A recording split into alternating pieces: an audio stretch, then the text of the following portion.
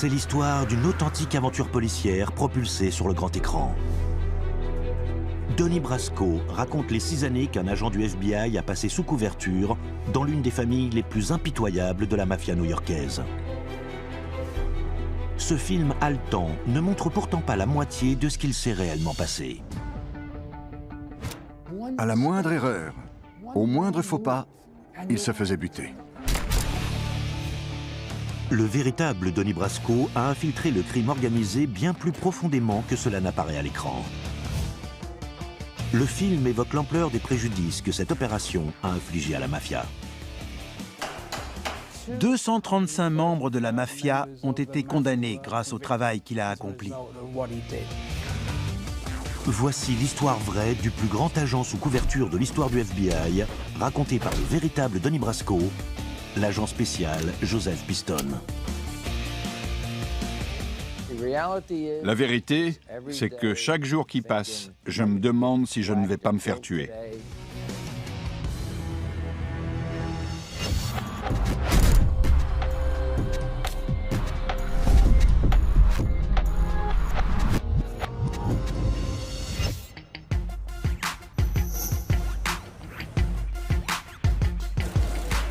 Sorti en 1997, le film Donnie Brasco est cette année-là nominé aux Oscars. Johnny Depp y joue le rôle d'un agent du FBI sous couverture, tandis qu'Al Pacino incarne un criminel mafieux. Un conseiller technique très particulier a été présent lors du tournage. Le véritable Donnie Brasco, l'agent spécial Joseph Piston. La première fois que l'on m'a contacté pour ce projet, je me suis dit, qui pourrait vouloir faire un film sur moi ? Et puis, quand ça s'est concrétisé, j'ai compris qu'ils allaient vraiment faire un film à partir de ce qui m'était arrivé. Malgré le succès du film, l'impact du véritable Donnie Brasco sur la mafia y est largement minimisé.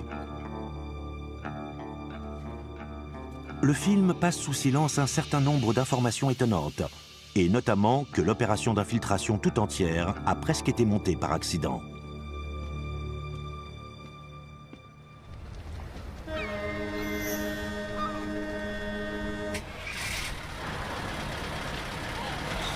Dans les années 1970, New York connaît une recrudescence d'actes criminels et des pans entiers de son économie sont contrôlés par la mafia.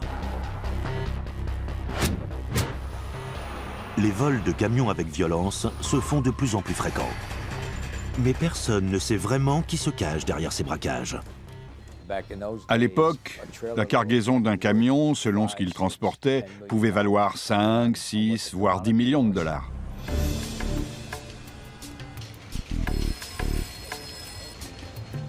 Le FBI décide d'envoyer l'un de ses agents enquêter sous une fausse identité sur les braquages de camions. L'agent spécial Joe Piston est sélectionné pour l'opération. Il a le profil idéal pour une mission de ce type. J'ai grandi dans un quartier italien. J'ai été confronté à des voleurs et des truands dès mon plus jeune âge. Je connaissais les codes de la rue, comme on dit, et mes supérieurs au FBI en ont tiré parti. Pour infiltrer les braqueurs, Piston doit apparaître comme un truand crédible. Mais en tant qu'agent du FBI, il n'est pas autorisé à commettre de crimes. On lui assigne donc un profil peu risqué, voleur de bijoux. Aux yeux de la loi, un agent sous couverture ne peut pas enfreindre la loi ni user de violence. De ce point de vue, être voleur de bijoux, c'est une activité où l'on n'a pas besoin d'être violent. Pour s'assurer de donner le change, Piston suit plusieurs semaines de formation spécialisée. Je devais connaître le moindre aspect de ma nouvelle profession. Il fallait que je sache reconnaître les diamants et les autres pierres, crocheter les serrures, désactiver les systèmes d'alarme. Pour finir, il prend un nouveau nom. Joe Piston devient Donnie Brasco.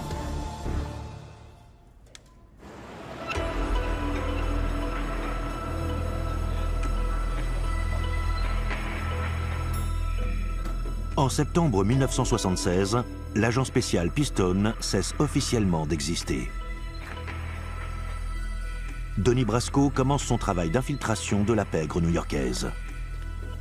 Lui qui a mis sa vie de famille entre parenthèses pour le FBI, ne se doute pas qu'il s'apprête à vivre sous couverture pendant 6 ans.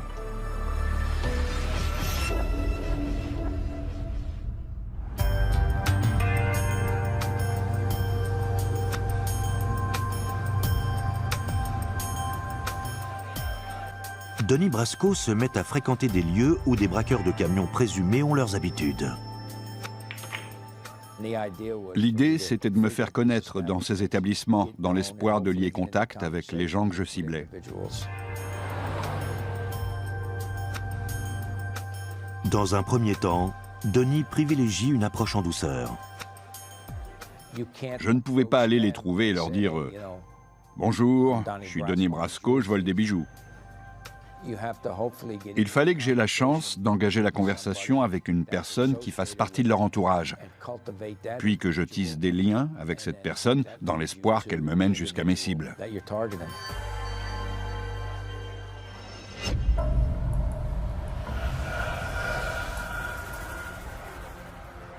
Au bout de plusieurs mois, Donnie tâte le terrain avec l'un des barman qu'il a vu se livrer à des trafics. Il lui confie qu'il a de la marchandise à écouler. Le barman lui répond qu'il connaît peut-être quelqu'un qui serait intéressé. Je lui tends une enveloppe en lui disant « Je veux telle somme pour son contenu ». Et il me l'a prise sans poser de questions.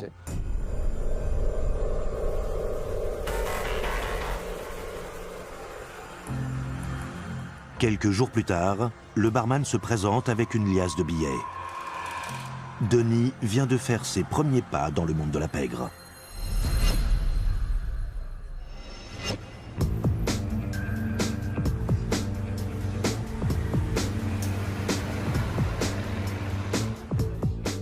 Il s'avère que le barman est en contact avec toutes sortes de malfaiteurs.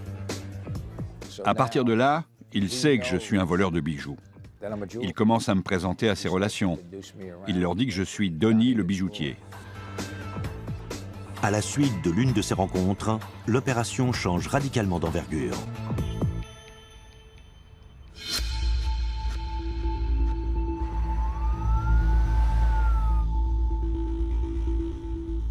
Au bout de 4 mois de couverture, Donnie fait état de progrès significatifs auprès de l'agent responsable de son opération. Il est parvenu à contacter un homme suspecté d'organiser des braquages de camions. Il est connu sous le nom de Gilly. Gilly Greca était le chef d'une bande de braqueurs et de voleurs. Mais tout l'intérêt de ce contact tient à l'identité de ceux pour qui il travaille. Gilly Greca est ce que les malfaiteurs appellent un affranchi. Quand on entend dire de quelqu'un qu'il est un affranchi, un soldat, un initié, un ami de la maison, ça veut toujours dire une seule et même chose. La personne en question est membre à part entière de la mafia. Une simple affaire de braquage de camions se change soudain en opération visant la plus importante organisation criminelle des États-Unis.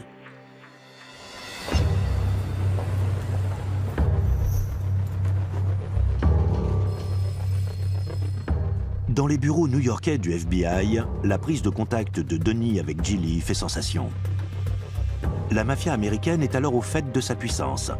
Avec un chiffre d'affaires annuel estimé à 10 milliards de dollars, elle affirme peser plus lourd que General Motors, Chrysler et les aciéries US Steel réunis.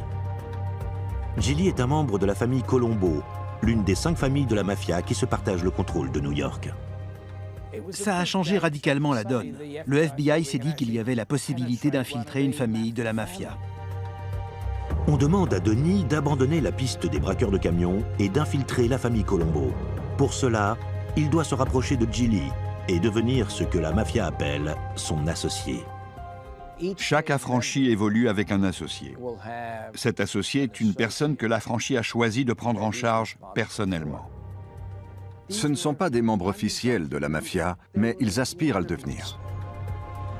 Les associés se situent à l'échelon le plus bas de la hiérarchie mafieuse, mais c'est de cette manière que va commencer la mission de Donnie. Pour monter en grade, il doit se rendre indispensable et donc rapporter de l'argent.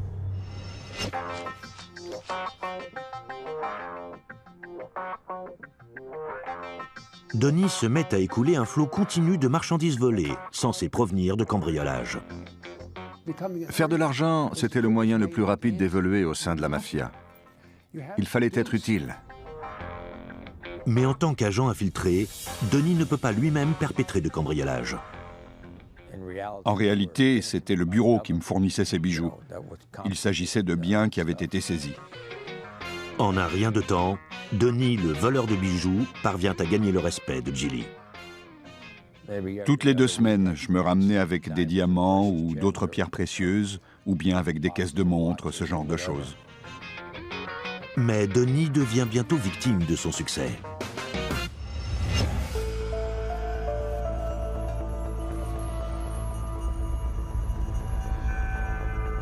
Deux autres mafieux de la famille Colombo, Patsy et Frankie, demandent à Donnie de participer à des cambriolages avec eux. Ils ont eu envie de bosser avec lui.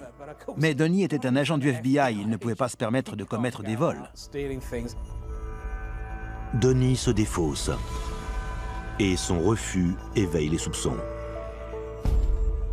Un jour, Gilly est venu me trouver et il m'a dit « Tu sais, Patsy n'est pas très content, il voudrait en parler avec toi. »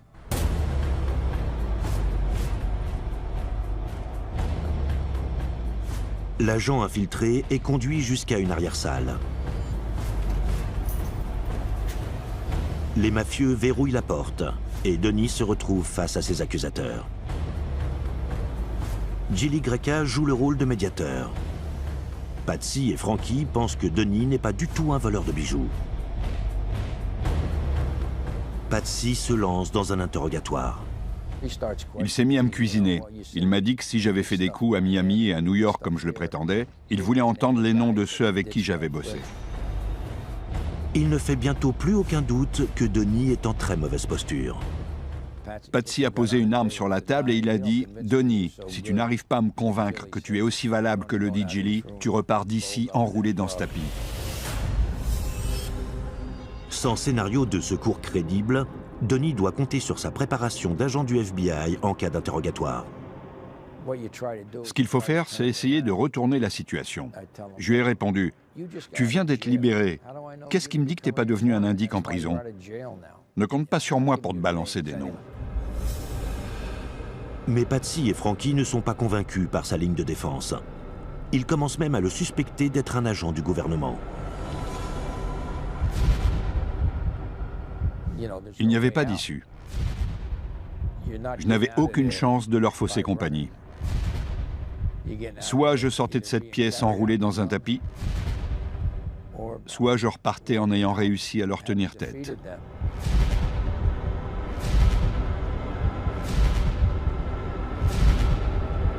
Au bout de 5 heures de discussion, Gilly Greca en a assez entendu. Donnie n'a pas cédé à la pression. Il ne s'est pas laissé décontenancer. Gilly déclare croire à la version de Donnie. Gilly a dit « C'est terminé ».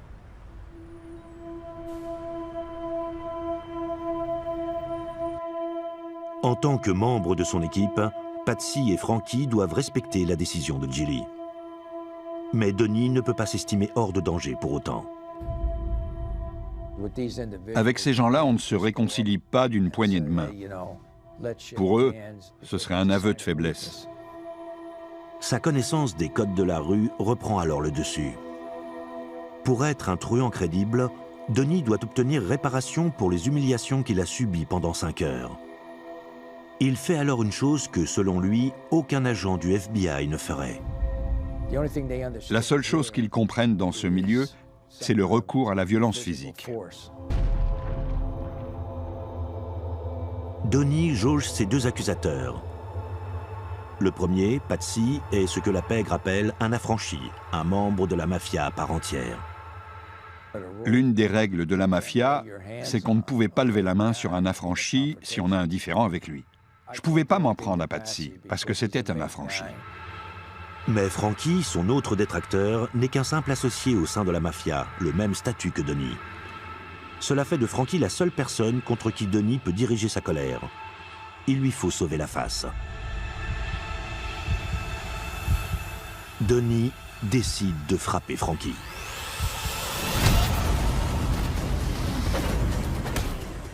Patsy était en train de me frapper pendant que je frappais Frankie. Frankie n'était pas un affranchi, alors je m'en fichais.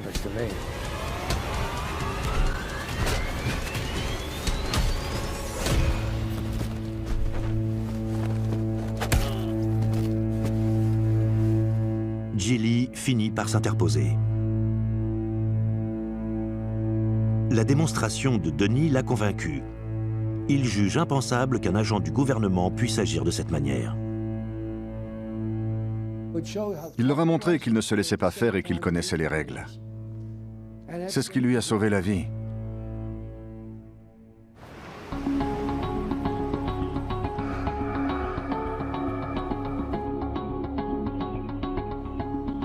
Gilly présente Donnie à un mafieux qui va permettre à l'agent du FBI de faire évoluer l'opération.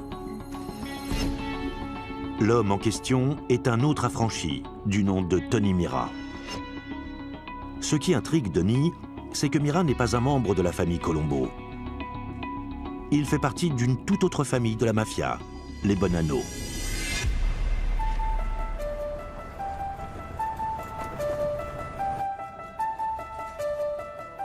C'est une découverte totale pour le FBI, qui avait toujours cru qu'une rivalité sans merci régnait entre les différentes familles new-yorkaises, notamment entre les Bonanno et les Colombo. Ils pensaient que chaque famille était l'ennemi de toutes les autres, qu'ils se faisaient la guerre. Mais il apparaît clairement que Gilly et Mira ont des intérêts en commun. Donnie soupçonne même qu'il pourrait exister une collaboration à grande échelle entre les différentes familles de la mafia. Pour en savoir plus, Donnie propose ses services à Mira.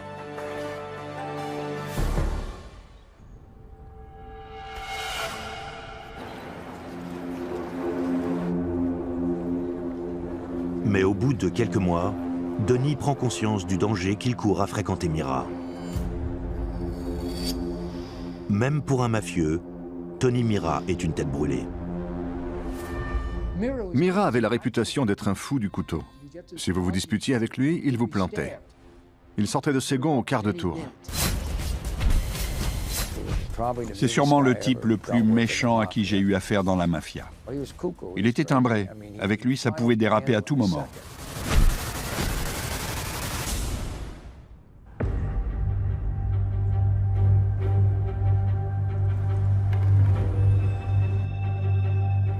Les sautes d'humeur de Mira risquent de se retourner un jour contre Donnie, qui cherche une porte de sortie.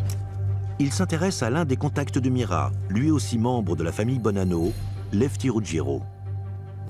On l'appelait Lefty parce qu'il était gaucher. Il était aussi surnommé Two Guns. On m'a dit que c'est parce qu'il aimait bien avoir deux armes sur lui quand il faisait un contrat. Lefty Ruggiero est un tueur impitoyable. Mais à la différence de Tony Mira, il a le mérite d'être sain d'esprit. C'est à ce moment-là que j'ai commencé à traîner avec Lefty.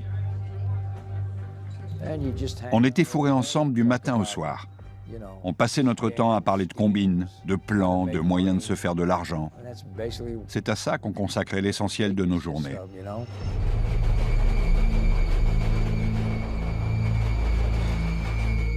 Se rallier à Lefty au détriment de l'instable Mira est une manœuvre potentiellement dangereuse.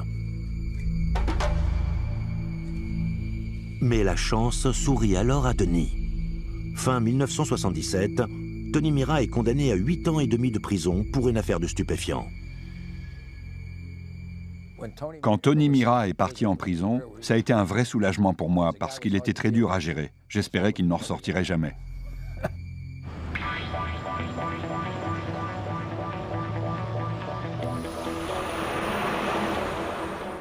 Donnie est désormais un électron libre.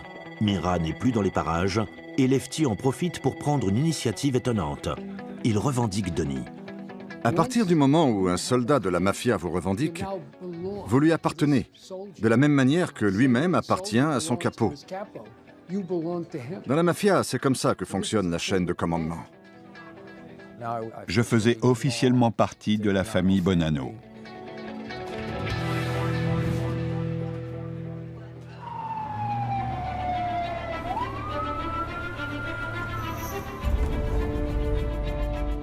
L'opération menée par Donnie fait maintenant beaucoup parler d'elle dans les bureaux new-yorkais du FBI.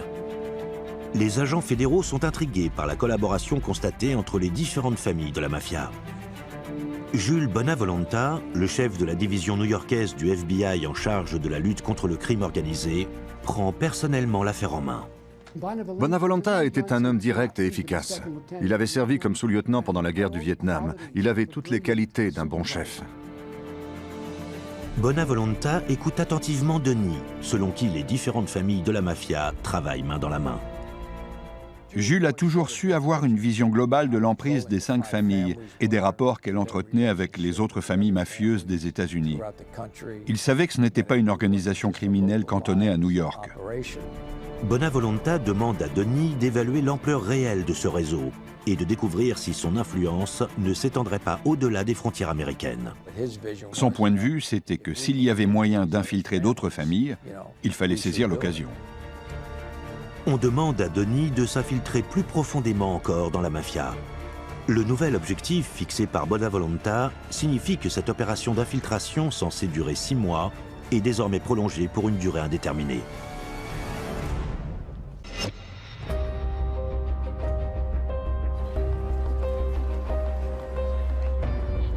Pour Denis, la prochaine étape consiste à se rapprocher du mafieux Lefty Ruggiero, qui appartient à la famille Bonanno. Lefty, c'était un peu la pipelette de la famille Bonanno. Il ne savait pas tenir sa langue.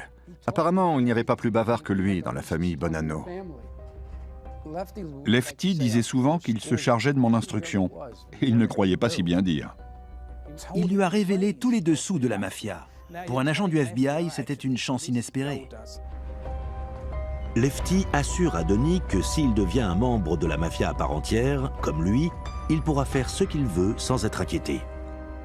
Il m'a regardé et il m'a dit « Que tu mentes, que tu triches, que tu voles ou que tu assassines, on ne t'en tiendra pas rigueur. » Dans leur esprit, tous ces agissements étaient permis parce qu'ils étaient membres de la mafia.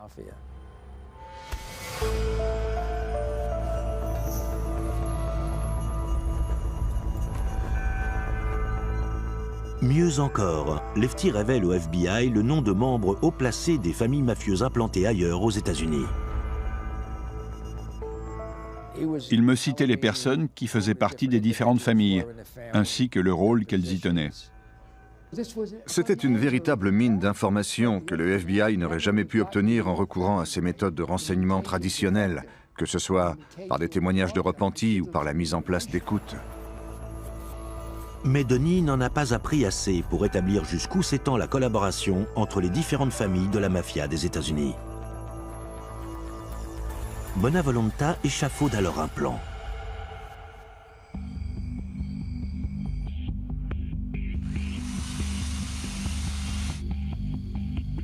Il révèle à Denis que le FBI mène en Floride une opération visant la famille mafieuse locale, les Trafficante. Dans les locaux de la boîte de nuit The King's Court, les agents fédéraux ont installé des caméras et des micros. Et si Denis parvenait à convaincre l'un des membres de la famille Bonanno de se rendre en Floride pour y rencontrer les Trafficante? Mais les contacts entre les dirigeants des différentes familles mafieuses sont rares. Organiser une telle rencontre n'est pas du ressort de Denis, ni même de Lefty. Pour Denis, le seul recours possible consiste à se rapprocher de quelqu'un de mieux placé dans la hiérarchie de la famille Bonanno. Il cible une étoile montante de la mafia, du nom de Sonny Black Napolitano. Sonny Black avait la réputation d'être un dur à cuire. Il était très intelligent, très rusé. Il était très respecté au sein de la mafia, que ce soit dans la famille Bonanno ou même dans les autres familles. Sonny Black Napolitano avait davantage d'envergure que la moyenne des mafieux. C'était un chef naturel. Sonny Black est ce que l'on appelle dans la mafia un capo, un affranchi haut placé dans la famille, à la tête d'une équipe de soldats dont Denis et Lefty font maintenant partie. C'était très prestigieux pour Lefty et moi de se retrouver au service de Sonny Black.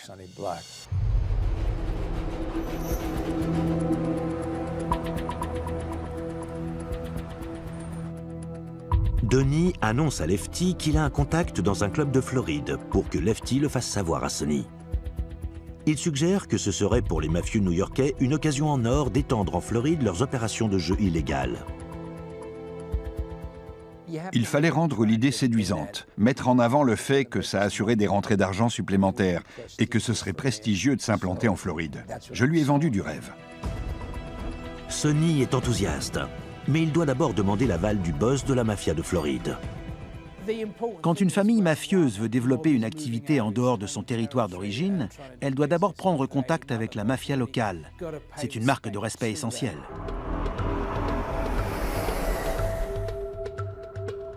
Cette rencontre est si délicate que Sonny se rend personnellement en Floride pour y rencontrer Santo Trafficante, le boss de la mafia locale.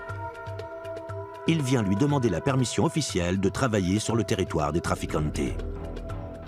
Trafficante devait donner son accord, ou au moins être consulté. Comme l'espérait le FBI, Trafficante accepte. À leur insu, la scène est capturée par une équipe de surveillance du FBI. Voici les photographies réelles prises par les agents fédéraux à l'occasion de cette entrevue.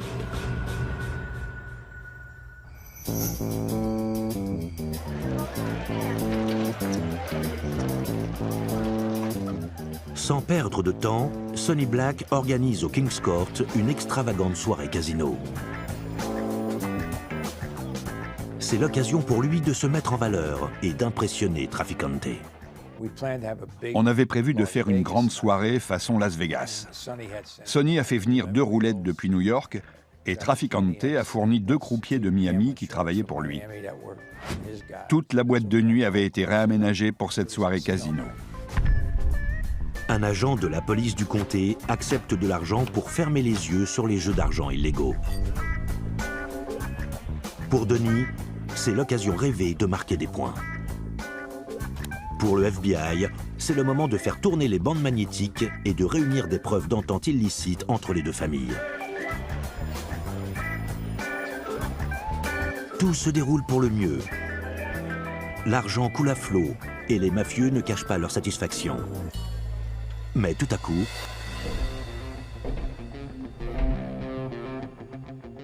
on a entendu frapper à la porte. Alors l'un des videurs a ouvert la porte et il a vu devant lui une flopée d'agents du bureau du shérif. Ils ont fait une descente et ont mis fin aux festivités.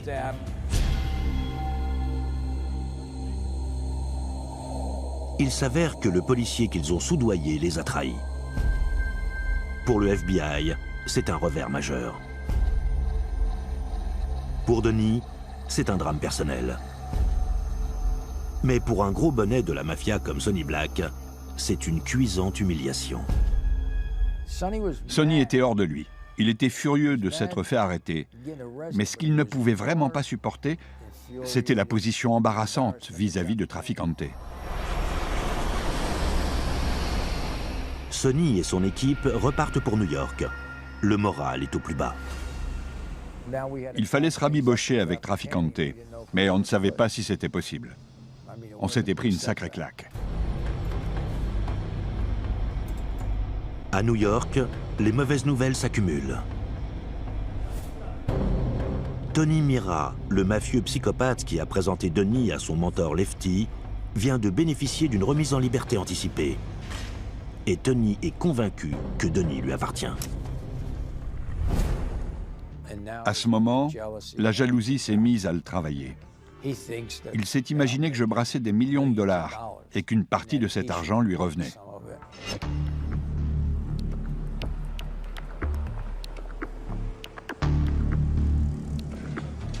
Mira rencontre Sonny pour exiger de lui qu'il laisse Denis revenir dans son giron.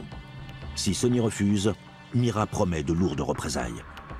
Lorsque Sonny refuse de laisser partir Denis, Mira est si furieux qu'il contacte des membres influents de la famille Bonanno en accusant Denis d'avoir bafoué les codes de la mafia. Il leur a dit que j'avais volé 250 000 $ à la famille. Les accusations de Mira sont fantaisistes. Mais si la famille Bonanno les prend au mot, Denis est un homme mort. Voler ce qui appartient à la mafia, c'est un péché capital. Si la mafia la prend, le coupable est aussitôt tué.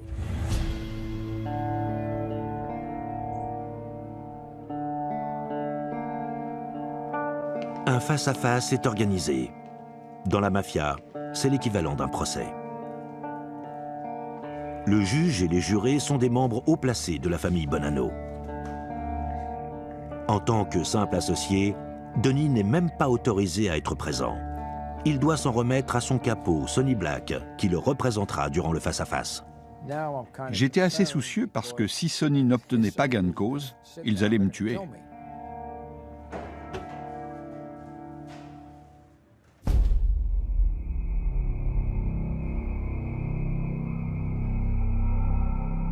Mira commence par énoncer ses accusations. Donnie a volé ce qui appartenait à la famille. Il mérite la mort. Pendant ce temps, Donnie attend fébrilement chez lui. Il faut attendre que ça se passe.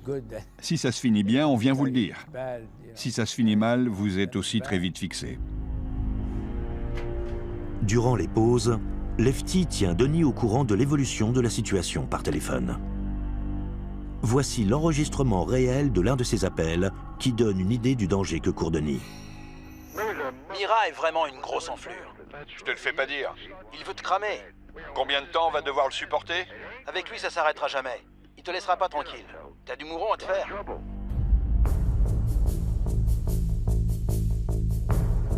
La bonne nouvelle, c'est que Sonny Black continue de le défendre. Comment se positionne Sony dans tout ça? Je peux dire qu'il te lâche pas. Il va pas te lâcher. Dis-toi quand même que ça fait 3 heures que j'essaie de te sauver la vie. Près de 4 semaines plus tard, le verdict tombe. Grâce à Sonny Black, Donnie est sauvé. Sony a pris de gros risques pour moi. Ce n'est pas rien qu'il m'ait défendu de cette manière. Il a dû prendre position contre d'autres capots. Il leur a dit qu'il répondait de moi à 100%. Cet épisode extraordinaire n'est pas mentionné dans le film. Il marque pourtant un tournant majeur dans la relation entre Sonny et Donnie.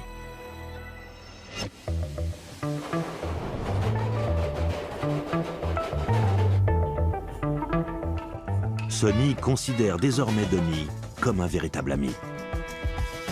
Les deux hommes se voient de façon bien plus régulière. Sonny prend même l'habitude d'inviter Donnie dans son appartement de Brooklyn. Sonny Black l'a pris sous son aile. Il avait une relation très privilégiée avec Donnie. Il avait entièrement confiance en lui. Les conversations qu'ils avaient tous les deux n'avaient pas toujours à voir avec la mafia. Ils parlaient aussi de la vie en général. C'était l'un des types les plus puissants de la famille Bonanno, et on était tous les deux attablés dans sa cuisine en caleçon et en maillot de corps, à tailler le bout de gras sur les affaires de la mafia. Sonny Black ne ressemble à aucun des autres criminels que Donnie a côtoyés. Pour commencer, il a un passe-temps assez inhabituel, les courses de pigeons. Il les adorait, ces pigeons. Sonny n'avait rien à voir avec les gangsters de séries télé.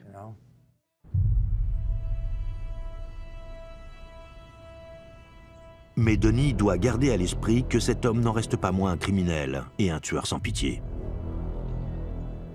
Malgré la relation très proche qu'ils avaient, Donnie ne pouvait tout de même pas se permettre d'y voir une assurance vie. À la moindre erreur, au moindre faux pas, il se faisait buter.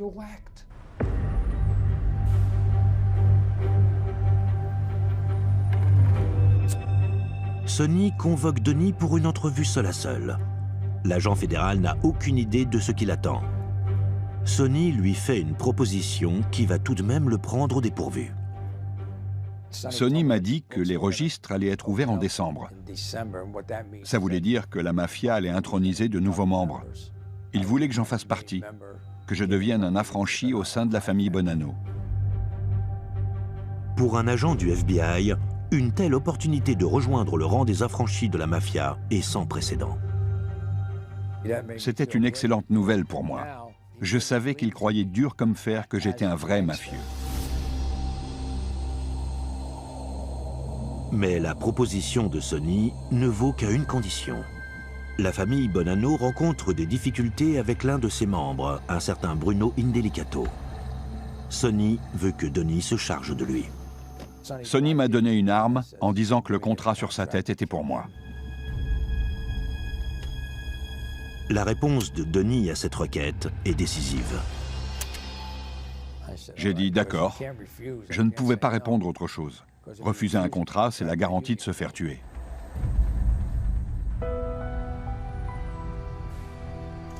Mais en tant qu'agent du FBI, Donnie ne peut évidemment pas accomplir un tel crime.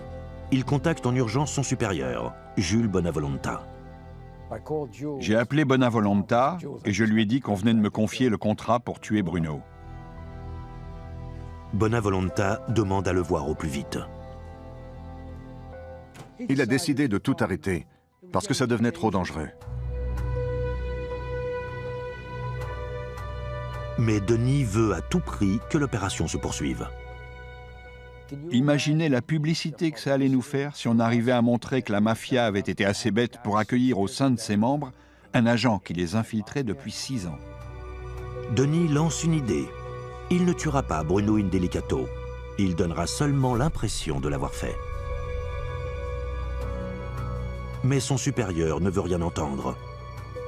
Il trouve le plan trop dangereux et préfère que Denis se retire tant qu'il est temps. Jules m'a dit, tu peux continuer à gaspiller ta salive aussi longtemps que tu voudras. Tu n'arriveras pas à me convaincre. L'opération est terminée. On s'arrête là. S'il était arrivé quoi que ce soit à Piston, Bonavolonta en aurait porté la responsabilité morale.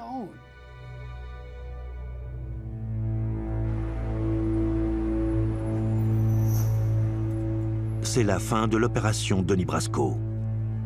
L'agent spécial Joseph Piston est envoyé en lieu sûr, tandis que le FBI se charge de boucler l'enquête. Le bureau fédéral va désormais jouer carte sur table.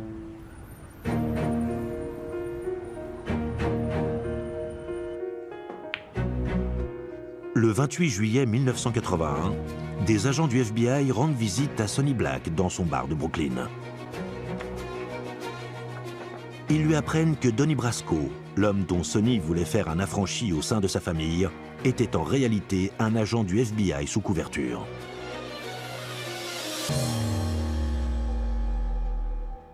Quand les agents fédéraux lui ont tout révélé, il n'y a pas cru tout de suite. Il ne pouvait pas accepter le fait que depuis tant d'années, il avait eu affaire à un agent infiltré. Il n'arrivait pas à croire que Donnie Brasco puisse être une taupe. Sonny prend peu à peu conscience de la situation. Aux yeux de la mafia, il s'est rendu coupable du crime le plus grave qui soit. Il a accueilli un ennemi au cœur de sa famille. Une telle erreur ne pourra lui valoir qu'un châtiment. La mort.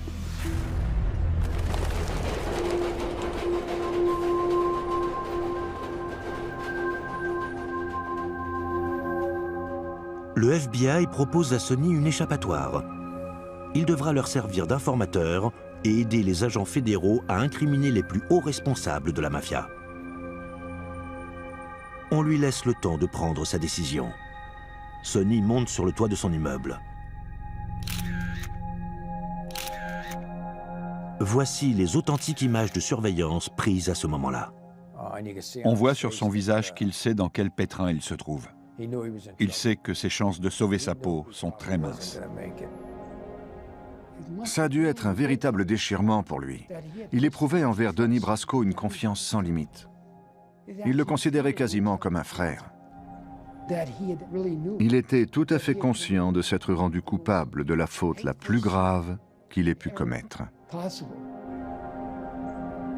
Le FBI place l'appartement de Sonny sous surveillance dans l'attente d'une réaction de sa part. Mais il parvient à s'éclipser.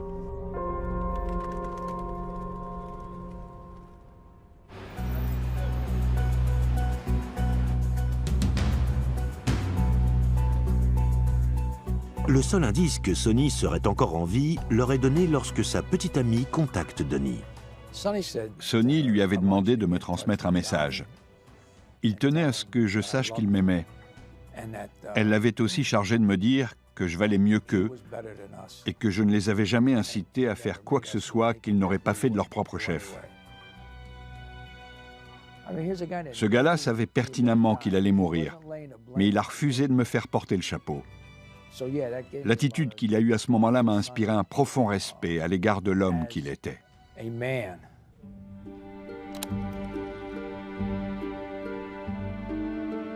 Quelque temps plus tard, un informateur révèle ce qu'il est advenu de Sonny Black. 2 semaines après avoir appris la véritable identité de Denis, Sonny est convoqué à un face-à-face. Sonny Black est parti comme un vrai pro. Avant de se rendre à ce dernier rendez-vous, il savait que son arrêt de mort avait été signé. Avant d'affronter son destin, Sonny met ses affaires en ordre. Il a confié ses clés, son argent et sa bague de diamants au type du bar. Et il lui a dit « Je vais à un face-à-face et je ne vais probablement pas en revenir vivant. » Quand même. C'était un vrai gangster.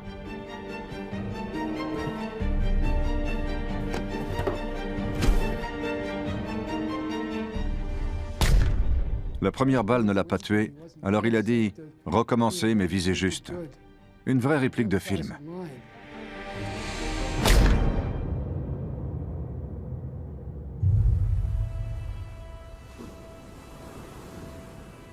Le corps de Sonny est retrouvé sur les berges de Staten Island.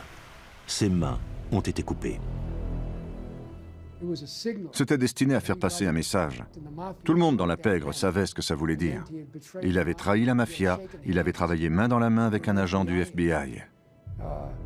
C'était le crime absolu. Il n'y avait pas pire que ça.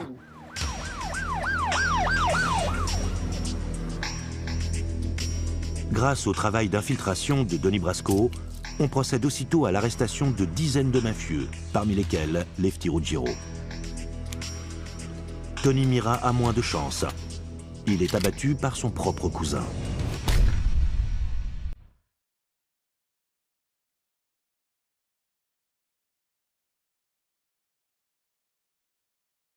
Quant à l'agent spécial Joseph Piston, il passe les 6 années suivantes à témoigner contre des membres de la mafia des États-Unis.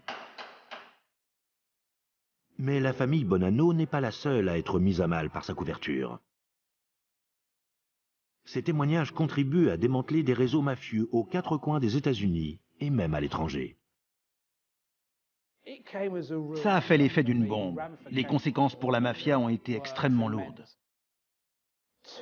235 membres de la mafia ont été condamnés grâce au travail qu'il a accompli. On est parvenu à faire tomber les dirigeants de la mafia, pas seulement les seconds couteaux. Le succès de notre opération a été tel qu'à l'heure actuelle, la mafia américaine n'est plus qu'une organisation criminelle parmi d'autres. Elle a cessé d'avoir la mainmise sur le pays.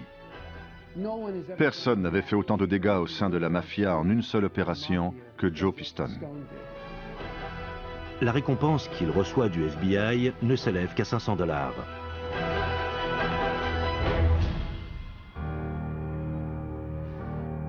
Mais la mafia prévoit un autre genre de récompense.